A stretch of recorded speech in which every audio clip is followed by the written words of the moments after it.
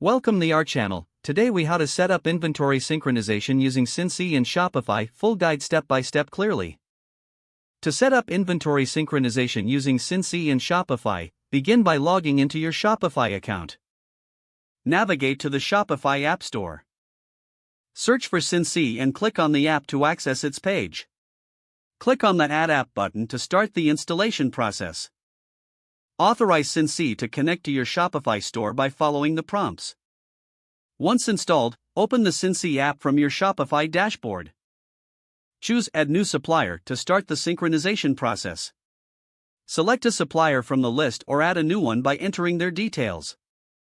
Follow the instructions to configure the supplier's product feed according to your needs.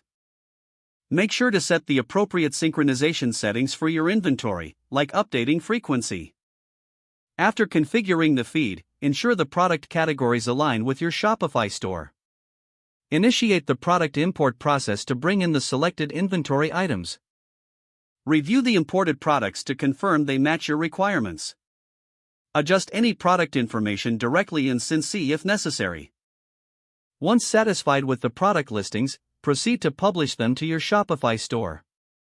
Monitor the synchronization status to ensure everything updates correctly. If issues arise, consult the Syncee support documentation for troubleshooting tips.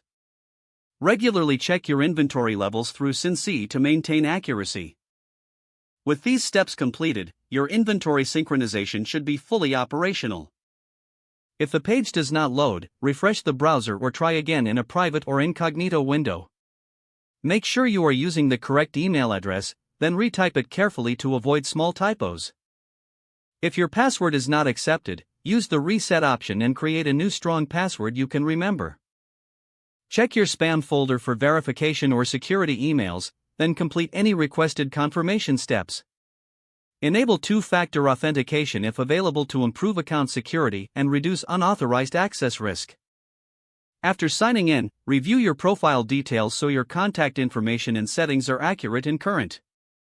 If you see an error message, note it down and try again after restarting your device and internet connection. Log out when you finish, especially on shared devices, to keep your account and payment information secure. If the page does not load, refresh the browser or try again in a private or incognito window. Don't forget to like this video and subscribe to our channel for more step-by-step tech guides.